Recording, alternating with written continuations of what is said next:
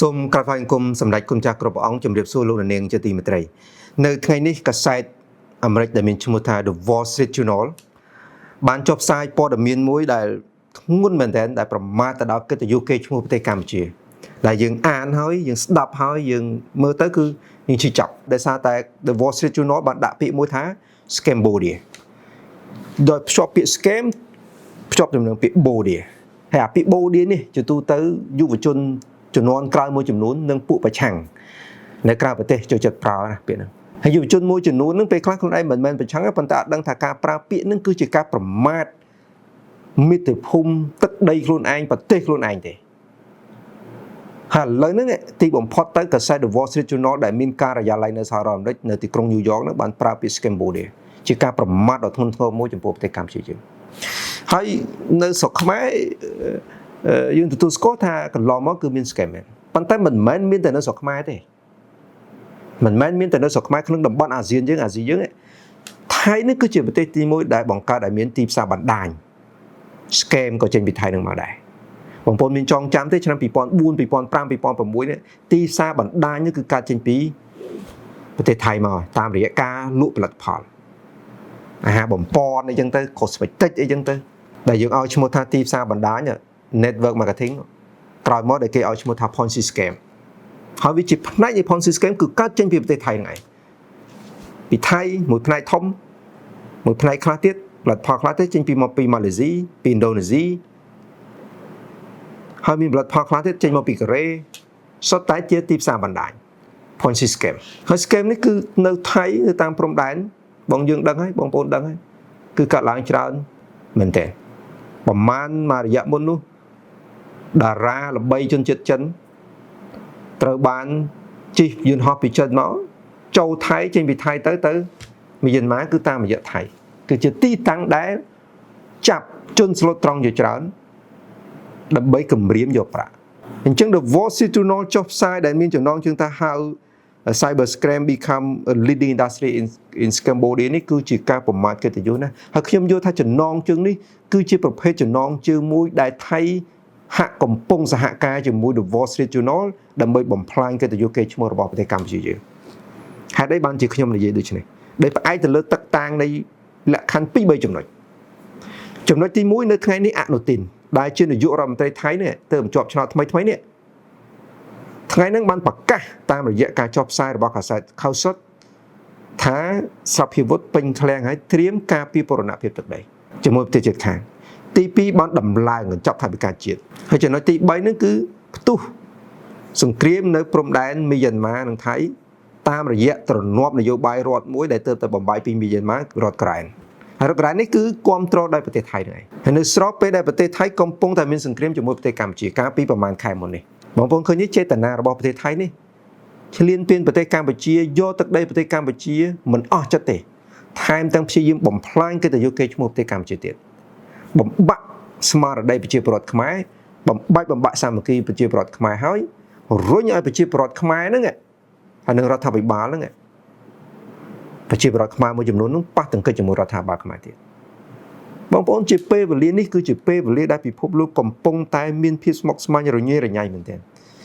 ហើយប្រទេសជិតខាងរបស់យើងនេះគេព្យាយាមបំផ្លាញយើងម្ដងហើយម្ដងទៀតមិនឲ្យយើងសុខទេអញ្ចឹងបងប្អូនប្រជាពលរដ្ឋគួរតែនាំគ្នាក្រោកឈរឡើងបេក្ខការផលិតផលតស៊ូមតិជាមួយកាសែត The Wall Street Journal ជាពិសេសអ្នកដែលមានសមត្ថភាពភាសាអង់គ្លេសយុវជនបញ្ញវន្តអ្នកដែលបានទៅរៀននៅប្រទេសនេះគឺជាប្រទេសរបស់ទាំងអស់គ្នាទីនេះគឺប្រទេសកម្ពុជាយើងបើសិនជាអ្នកដែលរៀនចេះដឹងយុវជននេះមិននាំគ្នាតស៊ូមតិជាមួយ The Wall Street Journal ទេពាក្យ Cambodia នេះនឹងបំផ្លាញកិត្តិយសខ្មែរយើងខ្លាំងណាស់អញ្ចឹងយើងត្រូវតែតស៊ូមតិតាមរយៈបណ្ដាញព័ត៌មានវិញហើយទន្ទឹមនឹងទៀតសោតបើសិនជាឯរដ្ឋាភិបាលគួរតែដាក់ពាក្យប្តឹងកាសែត The Wall Street Journal ពីព្រោះគ្រប់ព័ត៌មានដែលកាសែត The Wall Street ចុះផ្សាយនៅថ្ងៃនេះគឺសុទ្ធតែជាព័ត៌មានចាស់ទាំងអស់កាលពីថ្ងៃទី19ខែមករាឆ្នាំ2026សម្ដេចវត្តបដីហ៊ុនម៉ាណែតបានអញ្ជើញទៅសហរដ្ឋអាមេរិកទៅចូលរួមក្រុមប្រឹក្សាសន្តិភាពនៅសហរដ្ឋអាមេរិក BOP គោលដៅដើម្បីស្ថិរភាពដើម្បីសន្តិភាពប្រទេសកម្ពុជានិងគោរពបទច្បាប់រវាងកម្ពុជាថៃហើយនឹងគោលដៅដើម្បីលុបបំបាត់អំពើឆបោកទៅតាមអនឡាញដែលប្រទេសកម្ពុជាគឺជាប្រទេសរងគ្រោះដោយសារតែ អូក្រិតជនចូលបោកអនឡាញហើយអូក្រិតជនចូលបោកអនឡាញធំដែរឈ្មោះថាជេនស៊ឺមានសញ្ជាតិអង់គ្លេសសញ្ជាតិចិនហើយក៏ធ្លាប់មានសញ្ជាតិខ្មែរដែរបន្ទាប់មករដ្ឋាភិបាលដកចេញមិនឲ្យមានសញ្ជាតិទៀតទេហើយរដ្ឋាភិបាលប្រទេសកម្ពុជាទើបតែបង្កើតច្បាប់មួយដែលមានចំណងជើងថាច្បាប់ស្ដីពីការប្រឆាំងការឆបោកតាមប្រព័ន្ធបច្ចេកវិទ្យាដែលយើងឲ្យឈ្មោះថា Escape Online អញ្ចឹងខ្ញុំមើលព័ត៌មាននេះខ្ញុំអានគឺសុទ្ធតែជាព័ត៌មានចាស់ទាំងអស់ដែលគេព្យាយាមបំផ្លាញកិត្តិយសគេឈ្មោះហើយស្របពេលគ្នាទៀតបងប្អូនគឺថ្ងៃទី20មេសានឹងដូចគ្នាគេចេញព្រមគ្នាតែម្ដងអញ្ចឹងបងប្អូនយុវជនទាំងអស់គួរតែយល់ហើយគួរតែមានការឈឺចាប់គ្រប់គ្រាន់ដើម្បីក្រោកឈរដើម្បីតស៊ូមតិដើម្បីដើរជាធ្លុងមួយជាមួយរដ្ឋាភិបាលដែលព្យាយាមទប់ការវាយប្រហារពីខាងក្រៅផងហើយទប់លំនឹងនៅក្នុងស្រុកទាំងប្រជាពលរដ្ឋទាំងការប្រឆាំងមួយចំនួនប្រឆាំងខុសប្រក្រតីមួយចំនួនហើយរក្សាលំនឹងស្ថិរភាពសេដ្ឋកិច្ចនៅក្នុងប្រទេសនេះគឺជាការរួមគ្នាដ៏មានភាពចាំបាច់មួយពីព្រោះប្រទេសកម្ពុជាយើងនេះដូនតាយើងចុងក្រោយបានបន្សល់ទុក 181.035 ម៉ែត្រការ៉េនេះគឺទាមទារឲ្យបងប្អូនប្រជាពលរដ្ឋទាំងអស់រួមគ្នាជាមួយរដ្ឋាភិបាលដើម្បីការពារបូរណភាពទឹកដីមួយនេះអញ្ចឹងខ្ញុំយល់ថាការចុះផ្សាយរបស់កាសែត The Wall Street Journal នៅថ្ងៃនេះគឺជាការរកោះរំលើងរឿងចាស់តែប៉ុណ្ណោះមិនមែនជារឿងថ្មីទេពីព្រោះរដ្ឋាភិបាលកម្ពុជាបានបដិញ្ញាចិត្តហើយថានឹងលុបបំបាត់អំពើឆបោកតាមប្រព័ន្ធអនឡាញ online scam នៅចុងខែមេសាយ៉ាងនេះហើយនៅថ្ងៃទី20នេះគឺគេចុះផ្សាយព្យាយាមប្រើពាក្យមួយដែលធ្វើឲ្យពិភពលោកធ្វើឲ្យអ្នកវិនិយោគិនមួយចំនួនធ្វើឲ្យភ្ញៀវទេសចរមួយចំនួននៅពេលដែលអានហើយគឺគេនឹងមានការភ័ន្តច្រឡំនឹងពាក្យពេចន៍នេះហើយនឹងភ័ន្តច្រឡំថាប្រទេសយើងគឺជាប្រទេសដែលអសុវត្ថិភាពប្រទេសដែលមិនមានស្ថិរភាពនៅស្របពេលដែលយើងកំទើបតែធ្វើសង្គ្រាមអស់រយៈពេល 3-4 ថ្ងៃនេះមានប្រជាពលរដ្ឋជាច្រើនបានដើរលេងមានភ្ញៀវទេសចរបរទេសច្រើនបានសរសើរថាសប្បាយហើយបើយោងទៅតាមទិន្នន័យរបស់ក្រសួងទេសចរគឺមានភ្ញៀវទេសចរទាំងជាតិនិងអន្តរជាតិរហូតដល់ជាង21លាននាក់ច្រើនមែនទែនអញ្ចឹងខ្ញុំយល់ថាការចុះផ្សាយរបស់កាសែត The Wall Street Journal គឺជាការព្យាយាមបំផ្លាញកិត្តិយសកេរ្តិ៍ឈ្មោះរបស់ប្រទេសកម្ពុជាតាមរយៈការសហការជាមួយរដ្ឋាភិបាលថៃ